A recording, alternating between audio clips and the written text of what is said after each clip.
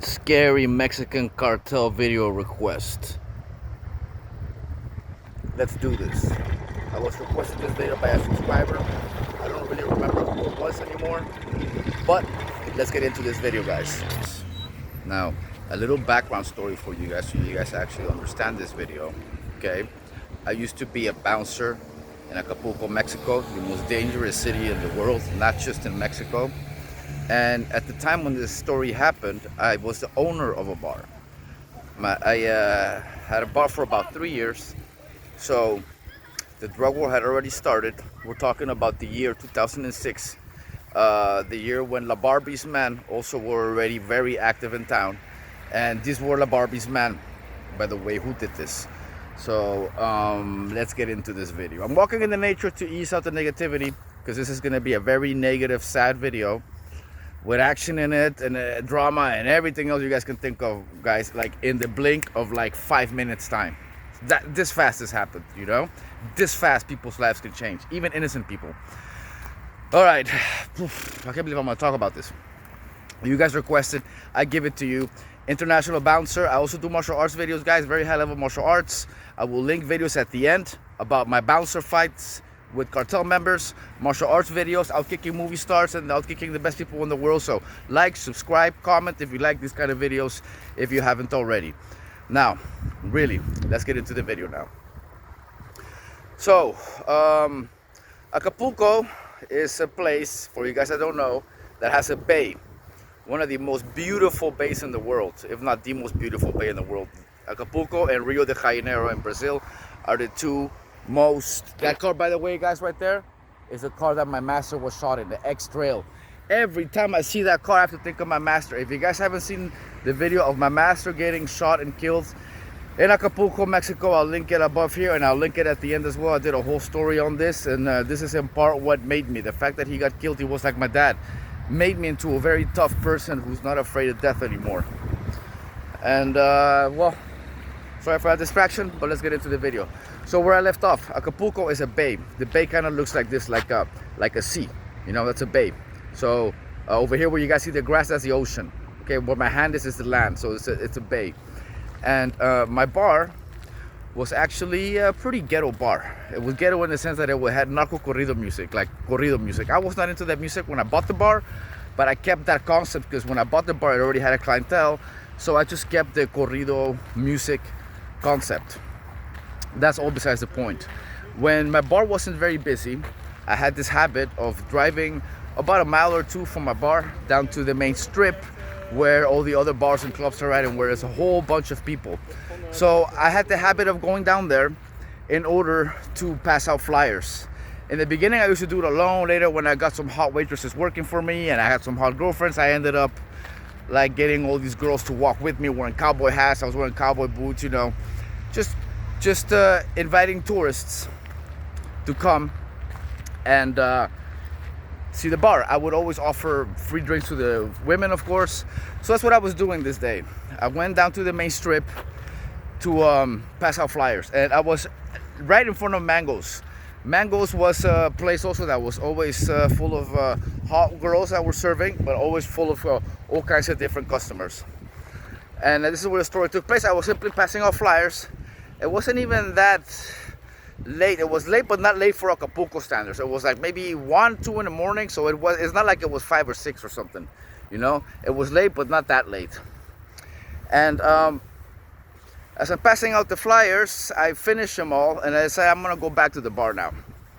So as I'm crossing the street, because I had to cross the street to get back to my truck, so I'm standing right about to cross the street, and just so you guys get an understanding of how that street is, it basically comes off like this. It's a curve. So I'm waiting to cross from this side towards here, and the street curves this way. So I'm going in this direction, and the street is straight, and a curve in this direction like that. And there's palm trees in the middle. So there's one side of the street here, one side of the street there. Palm trees in the middle of the street. So I'm waiting to cross, and there's this group of kids that were already crossing. By kids, I mean maybe, heck, I don't know, maybe like 18, 19, 20, more or less, something like that. It must have been a group of about 10 kids, more or less. but they're old enough to party, like 18, 19, 17ish, around there. And I'm looking right at them. Like, I saw the whole thing happen in front of my eyes, guys. And when it happened, I almost saw it in slow motion. So I see this car. I think it was a Jetta, if I don't remember correctly. Either way, it was some kind of Volkswagen car. Not on my side, but on the other side of the street. So not this side, but the other side.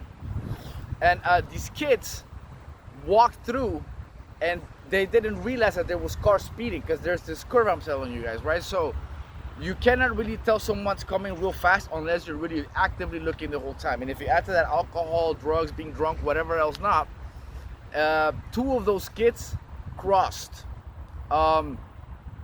before the rest of the group, right? And as I'm watching them cross, there's this car, I just said, this Volkswagen, and it was being followed by an SUV.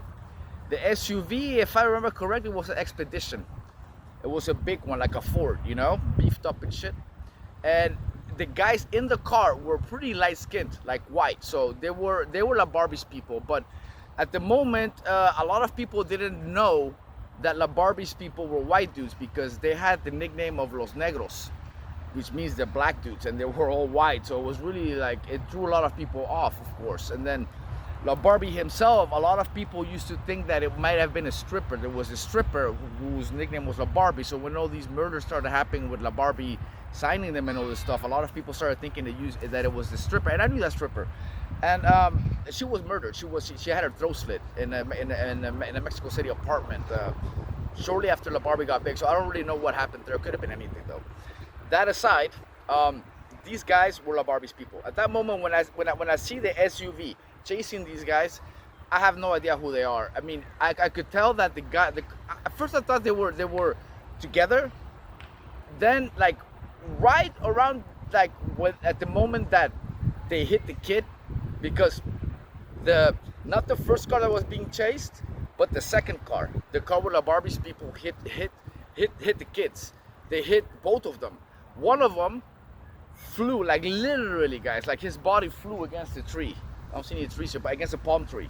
So these kids crossed right after the first car had already passed. So the first car passed, boom, and then these morons crossed right afterwards. So they did not assume, I guess, that the second car was coming, because the second car was on their ass, but not that close on their ass. And they cross at that moment. They get hit. One of the kids' bodies goes flying to the palm tree, and then it falls. Like, he fell right in front of his friends. Like, I seen it happen right in front of my eyes. The second kid had it, like, I wouldn't say worse, because I do think he died instantly from the impact of the car, but he was stuck on the hood of the car. And these guys were not, like, stopping. They kept driving. So I'm hearing all this screaming going on, and I see that the kids there started looking at the kid that fell from the tree to the ground, of course, but part of them were also trying to, I guess, run after the car that had taken the other kid. So at that moment, instead of me crossing, I start walking back towards where the car went, towards where the cars were going. And at the end of that street, there's an intersection. This intersection is right in front of a club I worked at called Disco Beach. I worked there years before this. So there's always police there. There was like a bunch of cops there. There was both traffic police, armed traffic police. Some of them armed, some of them are not, but they just have sight guns. And there was also like 911 responder car there. So there was like, I think, at least 7 or 8 police officers there, if not maybe more. So what happened next, I didn't see, but I saw the aftermath. The front car crashed into a telephone pole, 3 telephone poles. It like just crashed right into them. These telephone poles are all the way across the other street, across the street where they were chasing them. On the right, like if you have the intersection here, the telephone poles are right here. On the other side where the cars were driving, and on the other side of the street is the club, and in the middle of that intersection there's police, like the police cars were right there. So they seen the whole thing. And the kid's body, by the way, just in case I forget, fell somewhere in the middle of this. So the kid's body fell to the ground somewhere in the middle of the chase. This street is probably about like from here to where that street is. That's about how long total the street. So that's about how long the chase was, from the moment where they hit the kids. So I walk all the way over there. I run all the way over there to look at what's going on, because a lot of the people that were walking where I was at, didn't even see it. Of course, you know, like the people that saw it were at that moment there. The people that were right there where I was. You'd be amazed how many things people miss sometimes. So I start running there. I get there. I see that the car with the kids is crashed, and they I mean, at least 2 of them were dead. I'm actively running over there to see what happened. I see the cops moving towards the accident, and at that moment I couldn't really see what had happened yet, and I couldn't really see everything that happened. But what I suspect happened is I think the men got out and just checked if everybody in there was dead, or they took somebody with them and put them in the car. But I'm not sure if they actually kidnapped someone from the car. I'm not sure, but I did see that on this side of the car, the right side of the car, that the doors open and closed. But the cops were coming there quickly with their guns drawn and everything. And then at that point, the windows rolled down, and the guy in the front of the car, the driver, got out with a handgun. He took out his handgun and he cocked it, and he told the cops, because they blocked the like, they had cars, so they moved the cars in front of them so they couldn't leave. So this guy took the gun out, and he was like, or you guys move and get the fuck out of our way, or we all die right here. We all shoot it out right here. Basically what he said, because I heard that shit. I was already really close and I could hear. He yelled. He was like, o se mueven a la verga, o aquí nos morimos a la verga todos. Some among this, you know. And I was surprised he was speaking like this, because he had like a northern accent. So not a Mexico City accent, not like a Acapulco accent. Because like a Mexico City accent would have been like, o se mueven a la verga, o aquí nos morimos todos. Or if it would have been like Acapulquean accent from Acapulco, would have been like, o se mueven a la verga, o aquí nos morimos todos. And if it like the way that they spoke was different, o se mueven a la verga, o aquí nos morimos todos. Like, it was like northern accent, you know, white northern accent. And they were dressed preppy. They were not dressed like with cowboy hats or what you guys would assume. They were dressed preppy, just as preppy as any white person. You know, they were wearing Abercrombie shirts and like polos and shit like this. They were pretty white. Like, if you watched it, it was like white dudes against dark Mexicans, like, because the cops were dark and small compared to them, you know. And the guys in the car had long weapons. They were just sitting there, like pointing their guns and shit. And the cops were not like they rolled up, but they were not like pointing their guns. They had their hands on their guns and shit, but they were not like pointing. The guys in the car rolled down the windows, they're pointing. This guy got out, clocked his gun, and he was like, oh, you guys move, or we all die right here. And as you guys may have guessed, they all moved. They got the fuck out of their way. Yeah. So I see them leave the whole mess right there. And here comes the sad part. I walk back, and I still have to get back to my truck. I still have to cross the street where the dead kid is at. So I run back, walk back, run back. I get the hell out of there. The guys had already left. The cops had left with this mess. And I go back, and then I see the family members there, because the kids had called family members, because they were in the hotel, like the older family members. I guess it was an entire family that was there. And they were saying, I don't forget the guy's name, got killed, they got hit by a car. And then I walked by the body, guys. Like, I saw the body and the blood, and this kid's body, it looked like something out of like the Exorcist movie, you know, like when the arms and the legs are all twisted in a way that shouldn't be. Like, everything was messed up. The head, the legs, like everything. Like he was fucked up. Like, and yeah, I walked by there, looked at it, and then, it was so many people, so much drama, the buildup of traffic, you guys can imagine. I crossed the street, got my car, because I would park my car in the back of a parking lot of a strip club that was across the street from Mango's. So I had like my hookup there, my little connector, I could park my truck there, because it would be very, very busy in high season.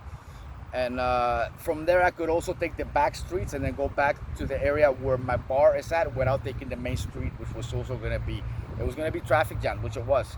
And soon enough, the small street on the side that I take is traffic jam if a traffic jam starts. So I hauled my ass back to my bar, and I told the bartender this shit. And then here comes the news part, in the news, like, it did come out that there was an accident, but nothing else came out. So maybe some of you guys are able to find this, because most of the time when I make videos, I add proof of it. You guys know this.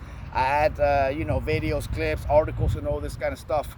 But I'm really making a lot of videos right now, and I figure I'll just make the story. And if any of you guys can look up and find the article, well, please do. I can always do a second video on this and actually add images or newspaper stuff and things like that. But they didn't add the part in there that it was a chase, and all the stuff that happened with the cops did not make the news. You know, it's just the people that were there that saw it, like the people at Disco Beach, the people in the club next door.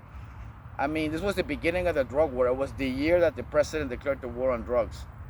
So, you know, it was right when things started getting bad, and it was right when La Barbie had just gotten into town and just started fucking everything up. So, yeah. That'll be it for this video, guys. So the next video,